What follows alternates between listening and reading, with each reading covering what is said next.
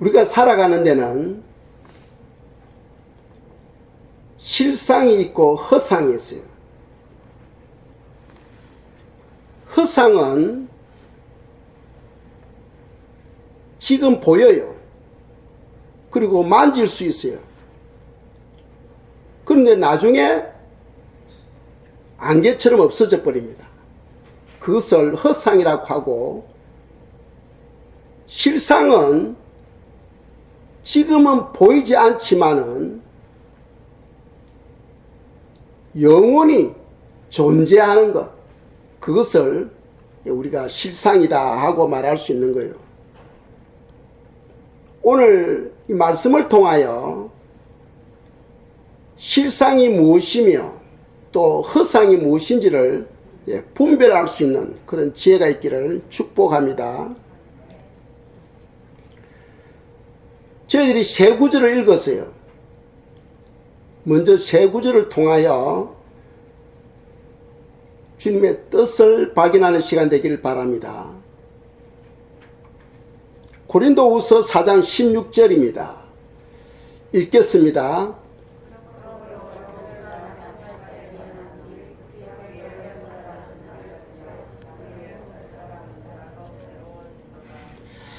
예, 아멘. 사람에게는 겉사람이 있고 속사람이 있다는 거죠. 그 사람이 무엇이냐? 바로 우리 몸입니다.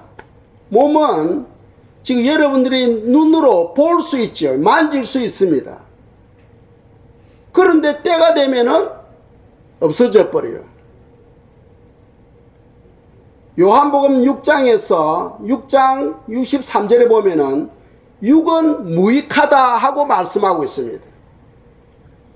그래서 우리 이 몸은 허상이에요. 지금은 존재하지만 나중에 없어져 버립니다. 그런데 우리 속에 속사람이 있다는 거죠. 그 속사람이 무엇이냐? 바로 성품을 가진 우리 마음으로 우리가 생각할 수 있어요. 지금은 눈에 안 보이지만은, 잡을 수 없지만은, 우리 육신이 없어지고 나면은 우리 속 사람이 나타나게 되는 거죠. 그래서 그 몸은 영원하다 하고 성경은 우리에게 말씀하고 있습니다. 그래서 우리가 살아가는데 여러 가지 고난들이 있잖아요. 어떤 사람은 또 몸이 약해서 힘들어하고, 또 어떤 사람은 물질 때문에, 또 어떤 사람은 신앙 때문에 박해를 받기도 하고, 여러 가지 고난이나 환난이 있어요. 그렇지만은 성경은 우리 안에 있는 속 사람이 날마다 새로워지고 그 속 사람은 영원히 존재하기 때문에 낙심하지 말라 하고 우리에게 교훈하고 있습니다. 단순히 우리 지금 눈에 보이는 이 육체만 바라본다면 소망이 없어요. 여러 가지 고난이 오면 낙심하게 되죠. 그런데 우리가 낙심하지 아니하는 것은 우리 속 사람이 있기 때문입니다. 그래서 그 사람은 날마다 낡아지고 그리고 나중에는 없어지죠. 그러나 속 사람은 현재는 보이지 않지만은 때가 되면 그것이 나타나고 영원히 존재한다. 그렇기 때문에 성도님들은 허상을 위해서 투자할 것이냐, 실상을 위해서 투자할 것이냐 선택하라는 거죠. 그래서 이걸 우리가 잘못 이해하면은 눈에 보이는 이것은 무익하니까 쓸모없고 온전히 주님만 믿고 기도하라. 이런 말이 아닙니다. 왜 그러냐 하면은 실상은 우리 속 사람은 현재 눈에 보이는 이 겉사람에 의해서 결정되어지는 거예요. 그러니까 우리가 예수님 믿고 죽을 때까지 우리 속 사람의 변화는 우리의 삶에 의해서 결정되어진다는 거예요. 내가 어떻게 사느냐에 따라서 결정되어진다. 그렇기 때문에 사실 우리 자신을 보면은 어떤 사람은 태어날 때부터 부잣집에서 태어나가지고 그 부유함을 누리고 살아가요. 또 어떤 사람은 엄청난 권력을 가진 집에서 태어나서 또 그 권력을 누리며 살아가기도 합니다.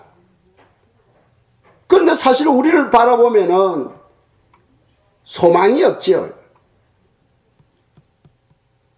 그런데 성경을 보면은 우리에게는 엄청난 소망을 주고 있다는 겁니다. 왜? 우리 속 사람을 어떻게 변화시키느냐에 따라서 영원한 삶이 결정되어진다는 거예요. 영원한 삶이. 그래서 우리가 예수 그리스도 안에서 우리의 삶은 기쁨과 확신 안에 우리가 살아갈 수가 있겠습니다. 그 예수 안에서 낙심하는 사람은 믿음이 없는 사람이죠. 그래서 우리는 낙심을 멀리해야 됩니다. 멀리하고 속 사람을 위해서, 이 속 사람이 날마다 새로워지기 때문에 장차 미래에 큰 소망을 가지고 우리가 살아갈 수가 있겠습니다. 그 다음 구절 4장 17절입니다. 읽겠습니다. 우리의 잠시 받는 환난에 경한 것이 지극히 크고 영원한 영광에 중한 것을 우리에게 이루게 함이니 아멘. 우리가 살아가는데 여러 가지 고난이 있잖아요. 그런데 그 고난, 지금 이 땅에서 받는 그 고난은 성경은 가벼운 것이다. 가벼운 것이라고 말씀하죠. 환난은 경한 것, 경하다는 것은 가볍다는 겁니다. 우리가 받는 그 조그만한 그 환난이 장차 엄청나게 지극히 큰 영광을 가져오게 된다 하고 성경은 말씀하고 있어요. 그래서 우리는 소망 안에 살아갈 수가 있습니다. 이런 소망이 없으면 낙심하겠죠. 이 땅에서 우리가 살아가는데 참 여러 가지 고난이나 환난이나 또는 신앙 때문에 박해를 받는다든지 하는 이것은 장차 우리에게 엄청난 영광을 이루게 된다 하고 성경은 말씀하고 있습니다. 그래서 17절에 보면은 지극히 크고 영원한 영광을 이루게 된다 하고 말씀하고 있죠. 그래서 성도는 어떠한 환경 가운데서도 기뻐하고 즐거워해야 된다는 거예요. 눈에 보이는 이 헛상을 위해서 염려하고 불안할 것이 아니고 우리 안에 내주하시는 속사람, 그 속사람의 그 변화를 바라보면서 우리는 기뻐하고 즐거워하며 살아야 된다는 겁니다. 또 그 다음 구절 보겠습니다. 4장 18절입니다. 읽겠어요. 우리가 주목하는 것은 보이는 것이 아니요 보이지 않는 것이니 보이는 것은 잠깐이요 보이지 않는 것은 영원함이니라. 아멘. 우리가 무엇을 바라보느냐 중요합니다. 무엇을 바라보느냐, 그 사람을 바라보느냐 속 사람을 바라보느냐, 이게 중요해요. 그 사람을 바라보고 의지하게 되면 그는 불신자와 같은 거죠. 불신자들은 믿음이 없기 때문에 눈에 보이는 것을 바라보며 의지하며 살아가요. 그러니까 눈에 안 보이는 하나님을 믿을 수가 없는 겁니다. 그런데 우리는 이 속사람, 지금은 눈에 안 보이지만은 장차 나타날 그것을 기대하며 또 영원한 것을 기대하며 우리가 살아갈 때에 소망 안에 우리가 거하게 되는 겁니다. 그래서 성도는 항상 소망이 있어야 되죠. 로마서 5장 3절에 보시면은 환난은 인내를 낳고 인내는 연단을 낳고 연단은 소망을 낳는다 하고 말씀합니다. 그러니까 성도들은 항상 눈에 보이는 이 헛상 장차 없어질 것에 의지하지 마시고 영원한 것, 속사람을 위해서 준비하는 그런 성도님들이 되시기를 축복합니다.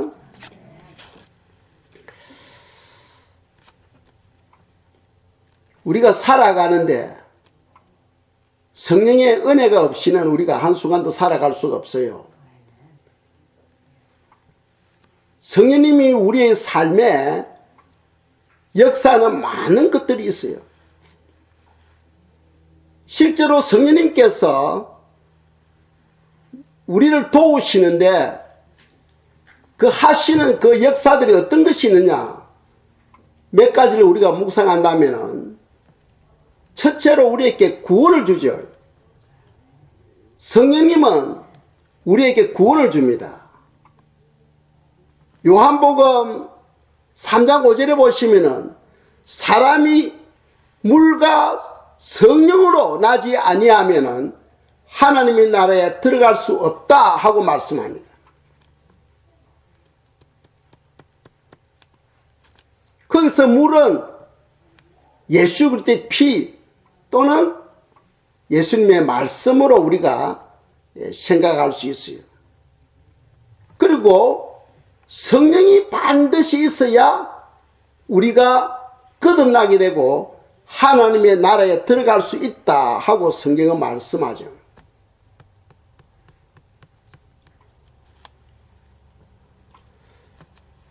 그래서 성령님은 우리로 하여금 구원을 이루도록 도와주시고, 또 두 번째로는 성령님은 우리가 회개할 때에 예수의 피로서 우리 죄를 씻어주는 일을 또 하십니다.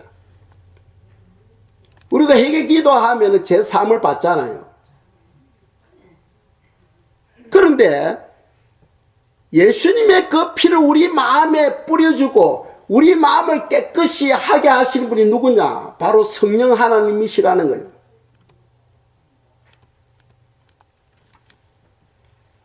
성령님이 안 계시면은 우린 제 삶을 받을 수가 없어요.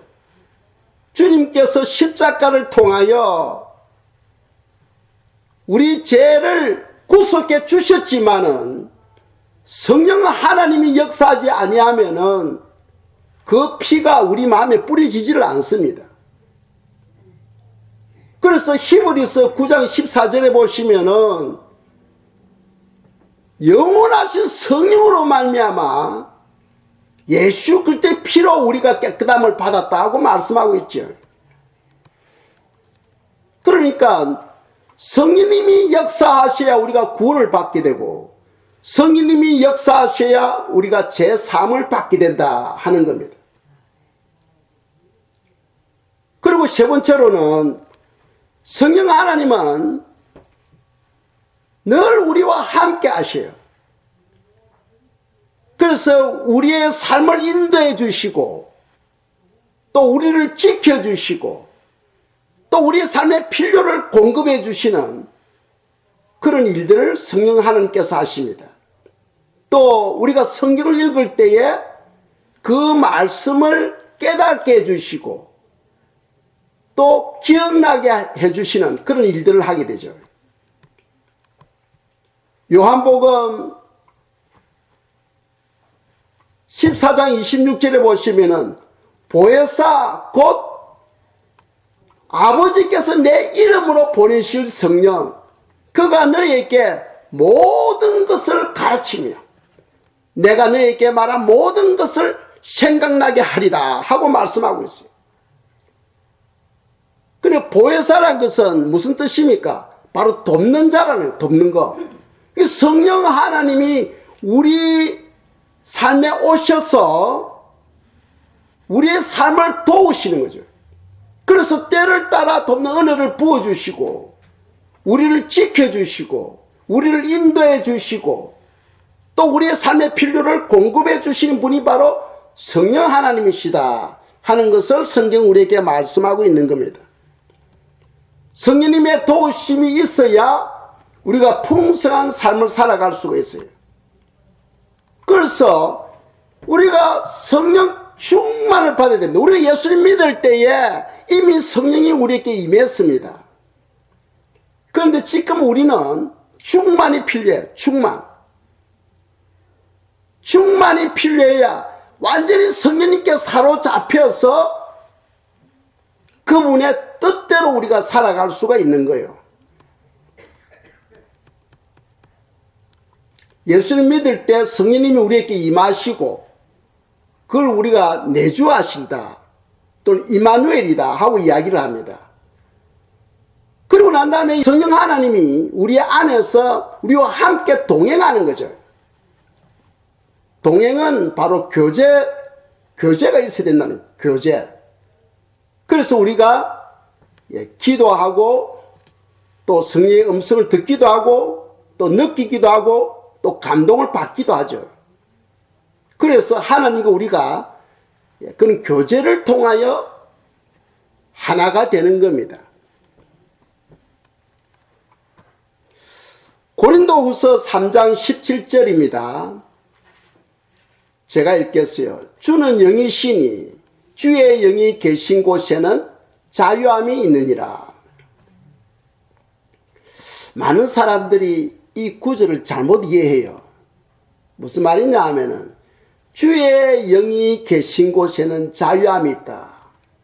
그러니까 예수님을 믿는 사람은 지 마음대로 살아도 괜찮다. 자유롭게 살아도 괜찮다 하고 이해하는 사람들이 있어요. 그건 잘못된 생각입니다. 왜 잘못된 생각이냐? 우리가 예수님을 믿기 전에는 우리 의로 살았죠. 내 생각대로 살았습니다.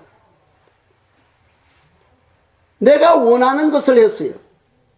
그런데 예수님을 믿고 난 뒤로는 예수님이 내 삶의 주인이 되어서 그분의 뜻대로 우리가 사는 거죠. 그런데 주의 영이 계신 곳에는 자유함이 있다. 이걸 잘못 이해를 하면은 예수님 믿기 전에 삶으로 다시 사람들이 돌아가 버리는 거예요. 내가 예수님 믿으니까 나는 내 마음대로 살아도 된다 하고 사람들이 생각하는 거죠. 그거는 마귀가 주는 생각입니다. 그런 게 아니에요. 여기서 주의 영이 계신 곳에는 자유함이 있다. 이 말씀은 무슨 뜻이냐 하면은 하나님의 영, 즉 성령님이 내 삶의 운전사가 되어서 내 삶을 이끌어가고 우리는 그분 옆에서 평강을 누리는 거예요. 자유함을 누리는 거예요. 예전에는 예수님 믿기 전에는 내가 주인이었어. 내가 운전대를 붙들고 내가 내 삶을 운전해 나갔어요. 내 뜻대로 내 방법대로 내 생각대로 운전해 나가서 그때는 내가 주인이었어요. 그런데 예수님을 믿고 난 다음에는 내가 주인이 아니고 누가 주인? 예수님이 주인이죠. 그래서 예수님이 나를 대신해서 내 삶을 운전해 나가시는 거죠. 그리고 우리는 그 옆에서 누리는 겁니다. 그것이 바로 자유함을 얻는다는 겁니다. 그렇다면은 성령님이 내 삶을 이끌어 가도록 하기 위해서는 우리가 성령 충만을 받아야 되는 거죠. 그래서 기도 생활이 필요하고 말씀 순종이 필요한 것입니다. 말씀 순종과 기도를 통하여 하나님은 우리에게 성령을 부어주시고 우리는 성령 충만 받고 그 성령님의 인도함을 쫓아서 선한 열매, 많은 열매를 우리가 맺을 수 있고 또 하나님께 영광을 올려드릴 수가 있는 겁니다. 그래서 이 고린도후서 3장 17절 말씀을 우리가 잘 이해를 해야 되는 거죠. 잘 이해를 해야 됩니다. 그리스도 안에서는 우리가 주인이 아니에요. 예수 그리스도 안에서는 예수님이 주인입니다. 그분에게 우리의 삶을 맡겨드려야 돼요.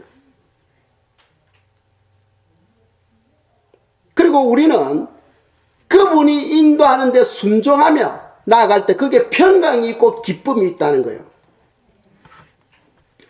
예수님께서 십자가에 못 박히시고 죽기 직전에 다 이루었다고 말씀하셨어요.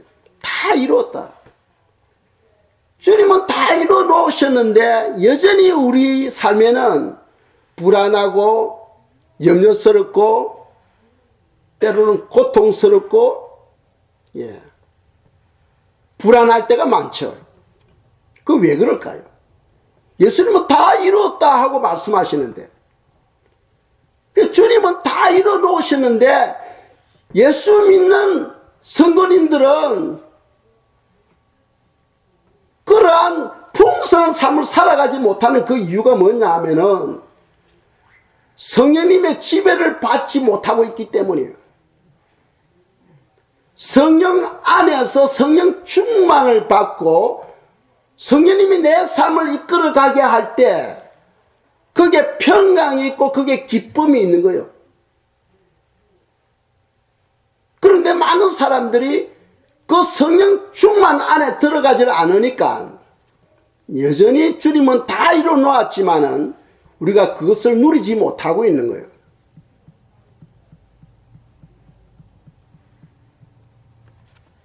오늘 이 본문 말씀을 통하여 성령 하나님이 우리 속 사람을 변화시켜 주는 것에 대해서 묵상하려고 합니다. 우리 속 사람의 변화는 내 힘으로 되는 게 아니에요. 우리는 머리카락 하나도 검고 희게 할 수 없다 하고 성경 말씀하죠. 우리 속 사람의 변화는 전적으로 성령 하나님께서 주관해 주셔야 되는 거예요.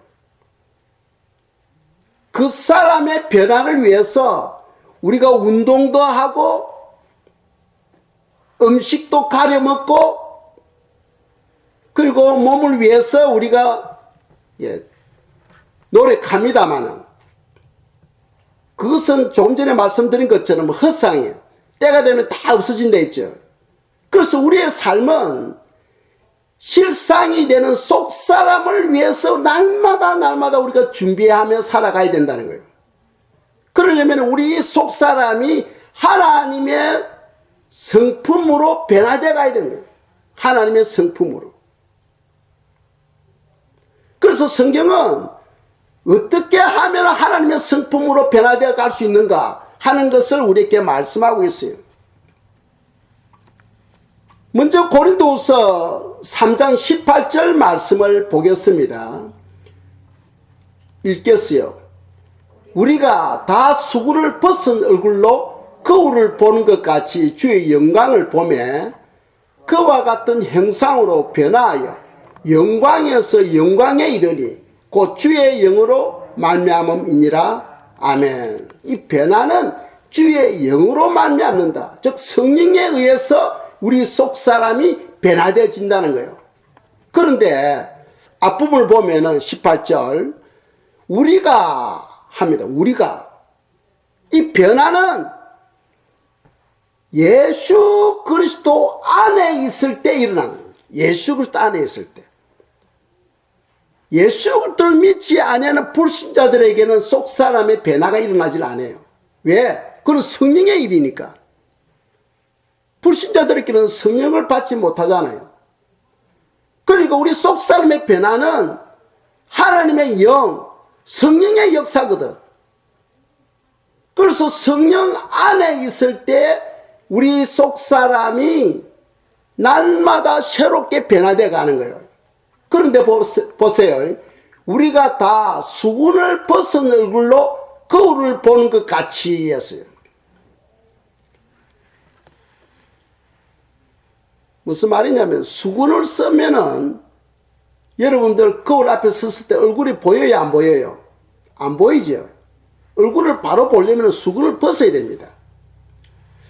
그런데 사도 바울은 성도들에게 수건을 벗으라 하고 말씀합니다. 이 말씀이 어디서 나오냐 하면은 모세가 시내산에서 하나님과 40일 동안 교제할 때에 하나님의 그 영이 모세를 사로잡음으로써 모세의 얼굴에서 광채가 나네, 빛이. 그래서 산에서 내려왔을 때 사람들이 보니까 모세의 얼굴에서 막 광채가 나는 거예요. 그런데 모세는 그것에 대해서 염려합니다. 왜 염려합니까? 비록 광채가 난다 할지라도 이 육체는 어떻게 된다? 점점 낡아지고 나중에는 없어지는 거죠. 믿습니까? 이게 안 죽을 사람이 있어요? 다 죽죠. 우리 육체는 점점 늙어지고 나중에는 흙으로 다 돌아갑니다. 썩어질 것에 그 이스라엘 백성들이 그것을 주목하여 보지 못하도록 얼굴에 수건을 쓴 거예요.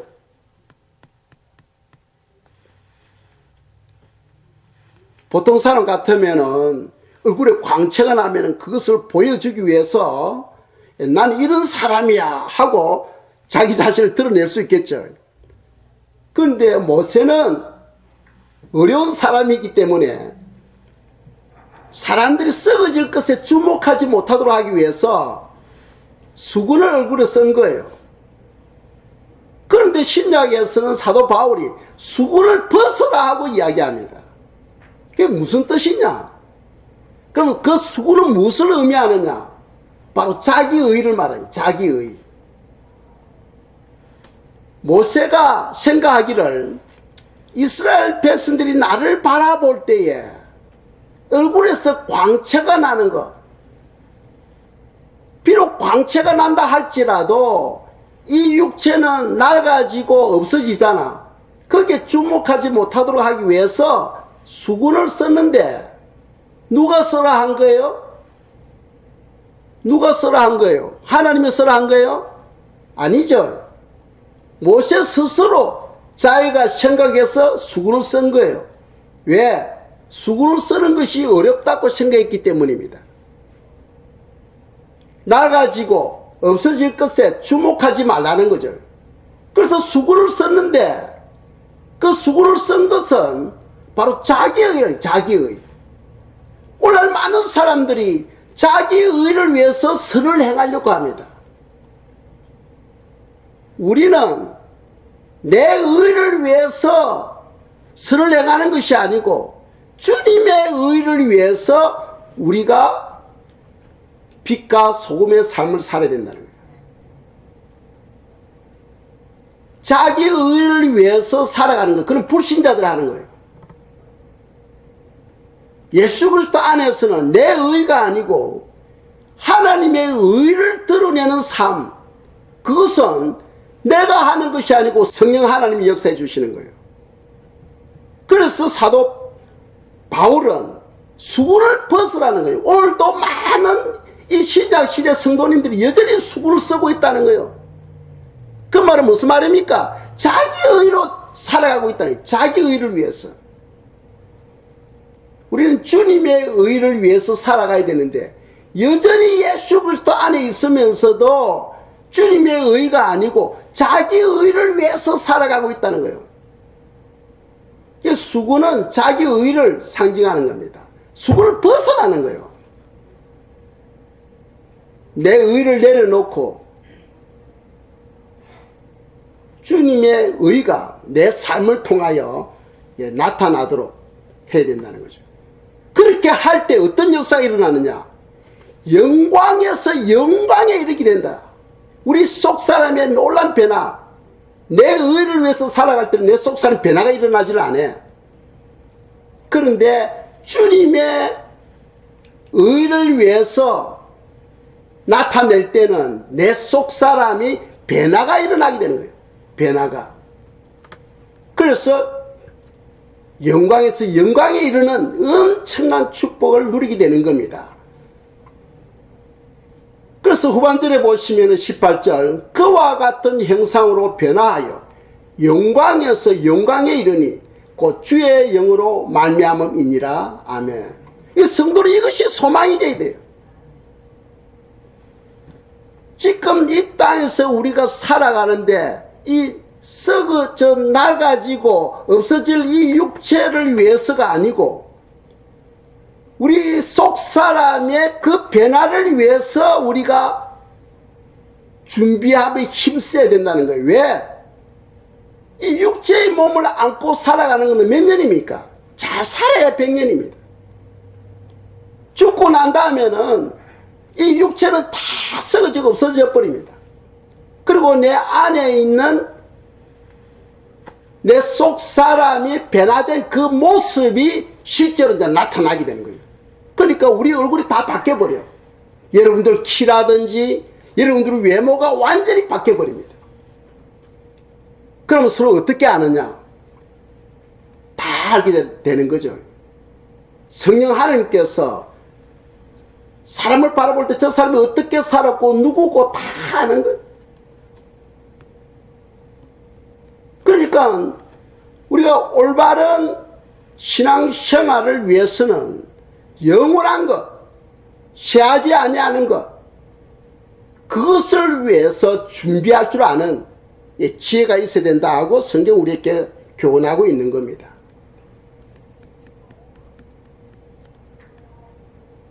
그래서 조금 전에도 말씀드렸지만은 우리가 속 사람을 위해서는 그 사람을 가진 이 삶이 필요하다 하는 것을 조금 전에 말씀드렸죠. 우리가 예수님 믿고 죽을 때까지 우리가 어떻게 살았느냐에 따라서 그 속 사람이 결정되어지는 겁니다. 그러니까 예수 안에서의 그 삶이 얼마나 중요하냐 하는 것을 우리에게 말씀하고 있어요. 자, 그러면 어떻게 영광스럽게 우리가 변화될 수 있는가? 더 구체적으로 말씀드린다면, 첫째로는 우리 속 사람을 깨끗이 해야 되겠죠. 우리 마음을 깨끗이 해야 됩니다. 그래서 회개가 필요해요. 우리 마음에는 썬뿌리들이 있잖아요. 예수님 믿을 때 예수님의 피로서 우리가 제사함을 받았어요. 그런데 우리 마음에는 여전히 썬뿌리가 있는 거예요.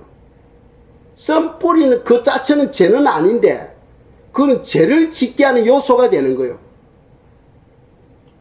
그런데 그 썬뿌리를 없애버려야 돼. 어떻게 없애느냐? 우리 힘으로는 안 돼. 성령 충만 받으면 이게 되는 거예요. 성령 충만 받으면.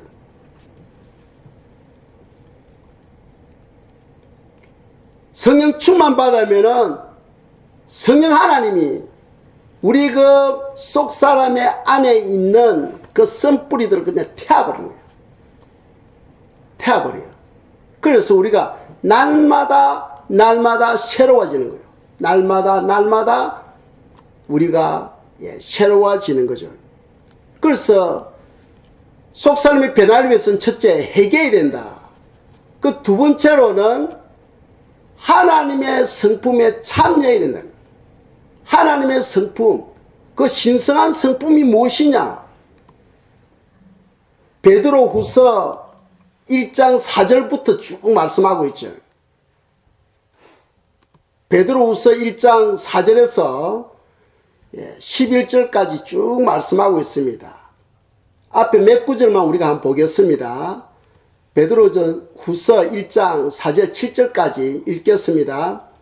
이로써 그 보배롭고 지극히 큰 약속을 우리에게 주사 이 약속으로 말미암아 너희가 정욕 때문에 세상에서 썩어질 것을 피하여 신성한 성품에 참여하는 자가 되게 하려 하셨느니라. 그러므로 너희가 더욱 힘써 너희 믿음의 덕의 지식의 절제를, 절제의 인내를, 인내의 경건을, 경건의 행제우애를, 행제우애의 사랑을 더하라. 아멘. 그 사절에 보면은 신성한 성품에 참여하라는 거예요. 신성한 성품, 즉 하나님의 성품입니다. 하나님의 성품에 참여하라는 것은 우리가 하나님의 성품으로 변화되도록 힘쓰라는 겁니다. 하나님의 성품으로 변화되도록 힘쓰라. 그래서 이 베드로후서에서 하나님의 성품을 8가지로 지금 말씀하고 있죠. 믿음, 덕, 지식, 절제, 그리고 경건, 오래 참음, 행제우애, 그리고 마지막 하나님의 사랑. 이렇게 8가지 성품을 우리에게 말씀하고 있죠. 이러한 성품으로 우리가 변화되어 갈 때에 우리는 하나님의 성품에 참여하는 자가 되고 우리 속사람이 영광에서 엄청난 영원한 영광을 준비하게 된다는 거예요. 그래서 베드로후서 1장 우리가 7절까지 읽었는데 8절에서는 뭐라고 말씀하냐 하면은 이런 하나님의 성품, 신성한 성품에 참여할 때에 너희들이 많은 열매를 맺게 된다. 많은 열매를 맺게 된다 하고 말씀하고 있어요. 또 9절에서는 영적인 눈을 뜨게 된다. 영적인 눈을 뜨게 된다. 그리고 10절에서는 영적 전투에서 승리하게 되고 또 11절에서는 넉넉한 구원을 이루게 된다 하고 말씀하고 있어요. 왜 넉넉한 구원으로 표현하고 있느냐 말씀드렸죠. 천국에도 단계가 있다고 했습니다. 그래서 제일 낮은 단계가 낙원이에요. 그리고 그 다음 단계가 왕국이고 그 다음 위에 단계가 시온입니다. 시온에는 하나님의 성전이 있는 곳이에요. 그 천국에도 단계가 있는 거예요. 천국 안에도. 그래서 성경은 넉넉한 구원으로 표현하고 있는 거예요. 즉 신령한 성품, 하나님의 성품으로 우리가 변화되어 갈 때에 변화되어지는 만큼 천국에서 그 영광이 결정되어진다는 거예요. 그래서 넉넉한 구원, 즉 셋째 하늘, 사도 바울이 셋째 하늘에까지 올라갔잖아요. 그러니까 우리가 그런 영광을 얻게 된다는 거예요. 사실 이 땅에서 살아갈 때 어찌 보면 소망이 없는 것 같아. 그런데 성경은 우리에게 엄청난 큰 소망을 지금 제시하고 있다는 거예요.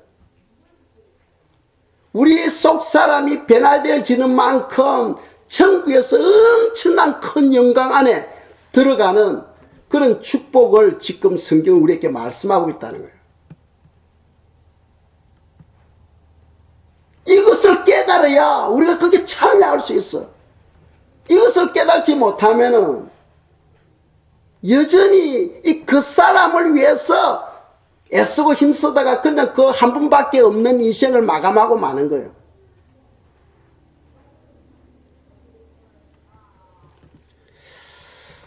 성경에 보시면은 변화된 사람을 여러 사람도 소개하고 있는데 오늘 한 사람만 저희들이 묵상하겠습니다.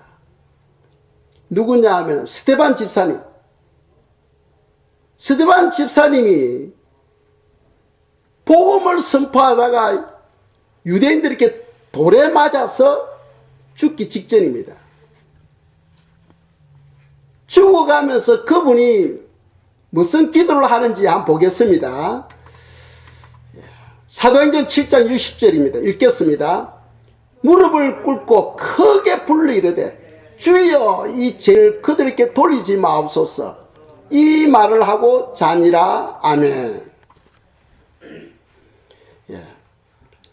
스데반 집사님의 그 속사람의 변화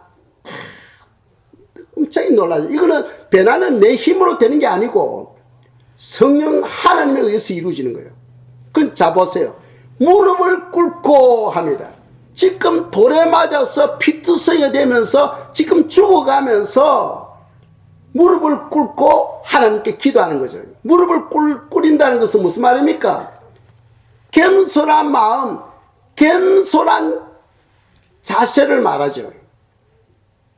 그리고 또 하나님을 경외하는 마음을 표현하고 있는 거죠. 무릎을 꿇고 지금 피가 온몸에 터져서 지금 죽어가는 그 마당에 온 힘을 다하여 무릎을 꿇고, 이건 하나님을 경외하는 마음입니다. 겸손과 하나님을 향한 경외로 우리가 생각할 수 있죠. 그리고 두 번째로는 크게 불러 이르되, 큰 소리로 하나님께 부르짖는 거죠. 이거는 믿음과 확신을 말해. 성도는요, 구원에 대한 큰 확신을 가지고 살아야 돼요. 큰 확신이라는 것은 무슨 말이냐 하면은, 사단이요, 한 번씩 성도들에게 생각을 줘. 야, 너 삶을 보니까 너는 구원 못 받은 것 같아. 이제 이런 생각을 줄 때도 있는 거죠. 가룟 유다에게 예수님을 팔려고 하는 생각을 사단이 넣어주는 것처럼, 사단은 믿음이 약한 성도들에게 야, 너 삶을 보니까 너는 구원 못 받았어 하는 이런 생각을 넣어주는 거예요. 그렇게 할 때에 우리는 어떻게 되느냐? 우리는 큰 확신, 무슨 소리 하고 있노? 마귀야. 나는 이미 구원받았어. 하늘이 무너져도 나는 구원받았어. 나는 분명히 천국에 가 하는 이런 큰 확신을 가지며 살아야 된다는 거예요. 그러니까 크게 불러 이르되, 이거는 분명한 확신, 그리고 믿음. 믿음이 없는데 어떻게 크게 기도하겠어요? 지금 다 죽어가면서. 믿음과 큰 확신을 나타내고 있고, 그리고 주여 이 죄를 그들에게 돌리지 마옵소서. 이거는 하나님의 성품. 예수님이 십자가에 돌아가실 때에 어떻게 기도합니까? 아버지여 저들을 용서하여 주시옵소서 하고 기도했잖아요. 그러니까 이 집사되는 스데반이 예수님과 거의 동등한 그런 성품을 가지고 있는 것을 우리가 발견할 수 있어요. 그 누가 그렇게 했느냐? 바로 성령 하나님이 역사하시는 거죠. 하나님에 의해서만 우리는 변화될 수 있어요. 성령 하나님에 의해서만 변화될 수 있어요. 제가 예전에 목회자 세미나에 참석했었는데, 오래전입니다. 한국에서. 그 강사 목사님이 뭐라고 이야기하냐 하면은, 오늘날 목사들 중에서 스데반 집사만큼도 못하는 목사들이 너무 많다는 거예요. 집사만큼도 못하다. 이 스데반 집사님은 그 속 사람이 완전 하나님의 사람으로 겸손과 믿음과 하나님의 경외함과 그리고 사랑. 자 보세요. 주여 이 죄를 그들에게 돌리지 마옵소서. 이거는 사랑이 없으면 안 돼. 용서. 자기를 돌로 쳐가지고 죽이는 그 무리들, 아버지여 이 원수를 갚아주소서 해야 되는데, 그게 아니고 아버지여 저들을 용서해 주소서. 그게 바로 자비요, 긍휼이요, 사랑이거든. 그러니까 이 스데반 집사님의 그 속사람이 완전히 하나님의 성품으로 바뀌어져 있는 것을 볼 수가 있죠.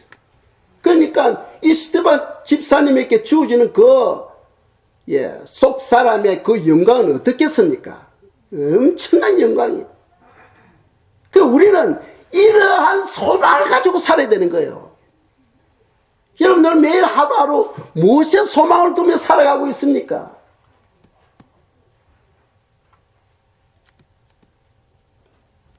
무엇에 소망을 두고 살아가고 있어요? 장차 없어질 이런 그 사람의 소망을 두고 살아가고 있습니까? 영원히 있는, 영원히 존재하는 그 속사람을 위해서 여러분이 준비하며 살아가고 있습니까?